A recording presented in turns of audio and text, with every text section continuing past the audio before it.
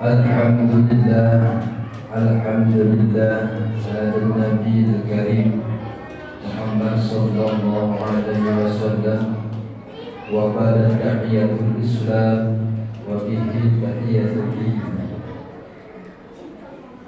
Allahumma salli ala Sayyidina Muhammadin wa ala ali Sayyidina Muhammad. Amma ba'd. قال الله تعالى في القرآن العظيم: أعوذ بالله من الشيطان الرجيم بسم الله الرحمن الرحيم يا أيها الذين آمنوا كتب عليكم الصيام كما كتب على الذين من قبلكم لعلكم تتقون. صدق الله العظيم وصدق رسوله.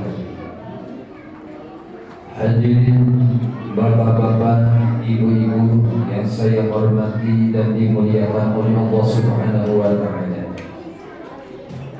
Alhamdulillah, puji syukur kehadirat Allah Subhanahu wa taala yang telah memberikan rahmat, taufik dan hidayahnya kepada kita. Dan juga Allah Subhanahu wa taala memberikan berupa kesehatan yang luar biasa kepada kita, baik sehat jasmani maupun rohani. Salawat dan salam marilah kita limpahkan kehadiran baginda Nabi Muhammad sallallahu alaihi wasallam, yang mudah-mudahan beliau memberikan syafaatnya di yaumil qiyamah. Amin ya rabbal alamin. Terlebih dahulu yang saya hormati kepada Bapak DKM, juga seperangkatnya, yang saya hormati kepada Bapak Imam dan juga para ulama, wal umarah, ustadzah, dan juga para adik-adik. Mudah-mudahan menjadi anak yang soleh adik-adik, ya. Mudah-mudahan menjadi di bulan puasa ini adik-adik ini ikut kegiatan mencatat ceramah-ceramah yang setiap malam yang disampaikan oleh Ustaz. Pada bapak-bapak, ibu-ibu yang saya hormati dan dimuliakan oleh Allah Subhanahu wa taala. Sudah tahu Bapak itu adik-adik namanya? Sudah tahu? Sudah tahu? Sudah tadi disampaikan Ahmad Zaid Mustafa. Bukan itu. Enggak dengar. Mengawali adik-adik aja nih.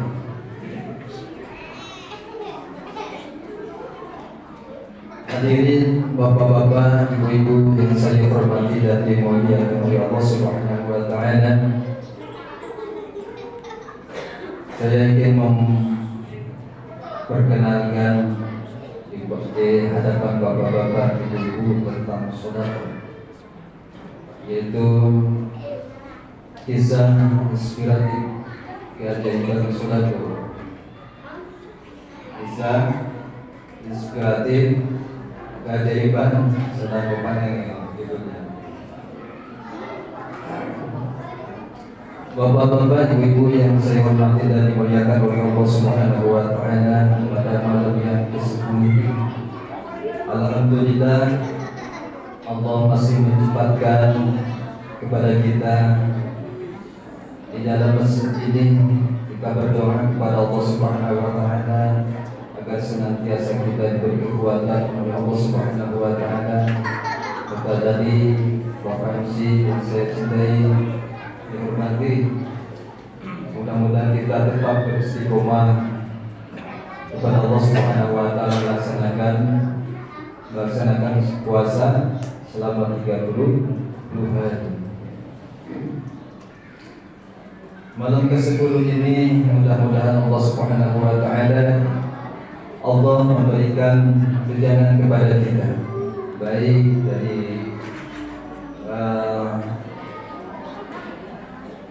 diterimanya tobat kita, diampuninya dosa-dosa kita, dan mudah-mudahan diampunikannya dosa kita dari awal sampai akhir. Dan mudah-mudahan barang siapa yang berpuasa di bulan suci Ramadan, maka Allah Subhanahu wa Ta'ala akan mengampuni dosa-dosanya yang telah lama. Jadi maksud bagi Rasulullah Shallallahu Alaihi Wasallam bersabda itu tentunya memang betul itu hadis sahih bahwa manusia siapa yang melaksanakan puasa di bulan suci Ramadan, insya Allah pasti akan ditegur atau diampuni dosa-dosanya yang telah lama dan juga yang telah yang mendatang. Nah, mudah-mudahan semuanya, bapak-bapak, ibu, manusia namanya juga manusia, pasti punya dosa. Dosa pun kita terasa, mulai dari dosa kecil sampai dosa besar. Kita tidak tertinggal. Mudah-mudahan awalnya bulan suci Ramadan Allah Subhanahu wa Ta'ala itu sudah menerima atau tobat kita, diampuni dosa-dosa kita. Dari pertama bulan suci Ramadan, puasa pertama kita sehari itu sudah ada keutamaannya. Bapak-bapak, ibu-ibu yang saya hormati dan dimuliakan oleh Allah Subhanahu wa Ta'ala. Tentunya di bulan suci Ramadan ini baginda Rasulullah Shallallahu Alaihi Wasallam mengatakan atau bersabda, Abdul sodako di Ramadan, yaitu abdulnya sodako yaitu bulan Abdul dan sodako yaitu di bulan suci Ramadan. Maka tentunya kaum muslimin wal muslimat dimanapun berada, waktu kita bertemu dengan bulan suci Ramadan, kita sempatkan bersedekah. Dan juga di dalamnya bulan suci Ramadan kita tingkatkan amal kita bersedekah. Ya. Jadi mudah-mudahan kita, karena tentunya sedekah itu amal yang terbaik, pekerjaan yang terbaik di hadapan Allah Subhanahu wa Ta'ala. Sehingga Allah Subhanahu wa Ta'ala mengatakan atau berfirman di dalam ayat suci Al-Quran, "Khudh min amwalihim shadaqatan tutahhiruhum wa tuzakkihim biha." Itu dalilnya sedekah, bahwa ambillah wahai Muhammad, kepada Nabi Muhammad sallallahu alaihi wasallam, ambillah wahai Muhammad dari harta mereka berupa sedekah ataupun berupa zakat, ya kan? Bila apa jawabannya dari mudah-mudahan orang yang mereka itu membersihkan, mereka itu bersih dari hal-hal yang buruk dan juga mensucikan diri mereka. Dan mudah-mudahan kita itu sebagai kaum muslimin wal muslimat jangan jauh-jauh.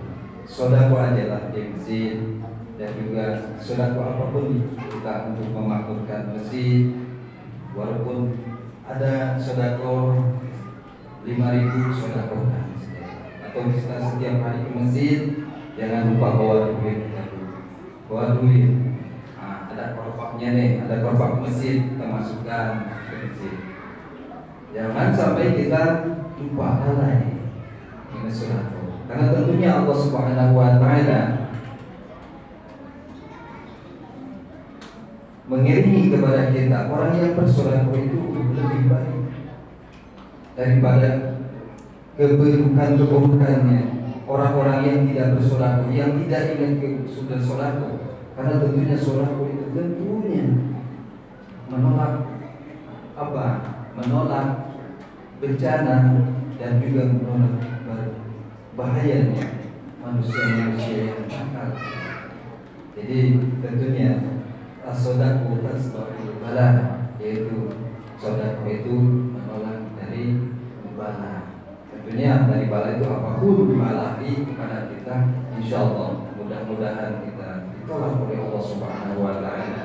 Tentunya ini kata-kata baginda Rasulullah sallallahu alaihi wasallam kepada kita.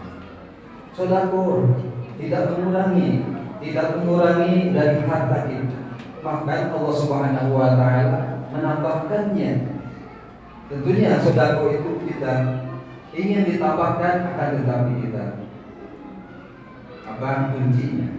Kita sedekah beberapa ratus ribu atau 1 juta, tapi hati jangan sampai kita ditunggu-tunggu balasannya dari Allah Subhanahu wa taala. Biarkan aja nanti juga ada balasannya dari Allah Subhanahu wa taala. Tahu kisah sahabat yang mulia, yaitu Sayyidina Utsman dan Syekh Abdurrahman bin Auf. Ada 2 sahabat yang dicintai Rasulullah sallallahu alaihi wasallam, yang dibanggai oleh Rasulullah sallallahu alaihi wasallam. Begitu dermawannya Sayyidina Utsman, sampai sekarang hartanya masih ada. Sayyidina Utsman itu orang yang dermawan. Sedekahnya bukan main-main, habiskan dia untuk masyarakat yang tidak mampu sedekahnya. Siapa yang tidak mampu sedekah? Siapa yang tidak mampu di sini? Bahkan Sayyidina Utsman itu memperjuangkan agama Islam itu, dia kucurkan dananya sampai habis, tapi Allah Subhanahu wa taala tidak habis.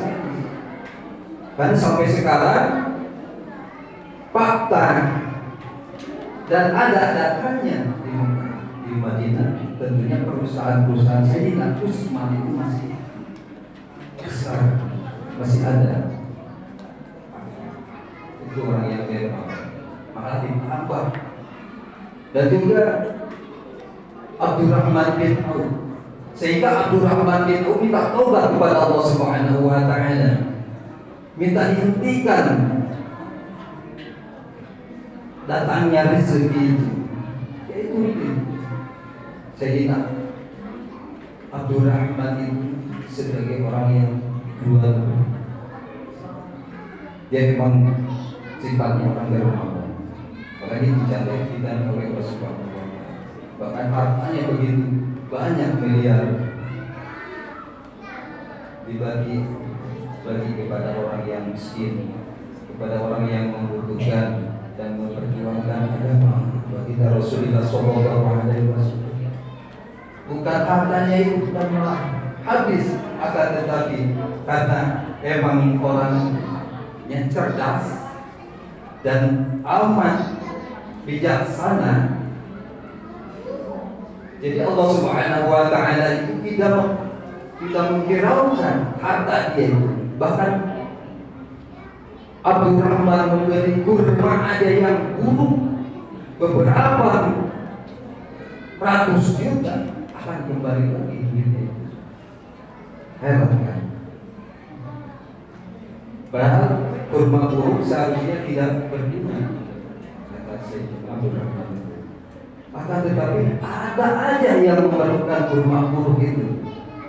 Ada aja di Masya Allah itu Syekh Abdurrahman bin Auf.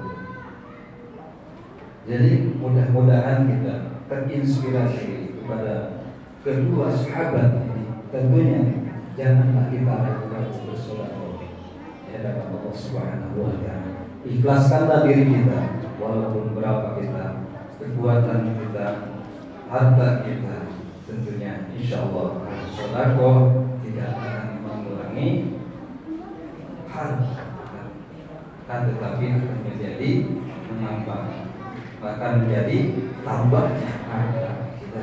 Mudah-mudahan bapak-bapak, ibu-ibu yang saya hormati dan dimuliakan oleh Allah Subhanahu wa taala, pada malam ini ke-10 Allah Subhanahu wa taala memberikan kesenangan yang luar biasa, ketenangan beribadah kepada Allah Subhanahu wa taala, kekuatan dalam menjalankan ibadah puasa, karena tentunya orang yang beriman kepada Allah Subhanahu wa taala, puasanya pasti bisa melihat diri kita, bisa menjaga diri kita, ya kan, dari hal-hal yang buruk, dari hal-hal yang membatalkan, ya kan Pak.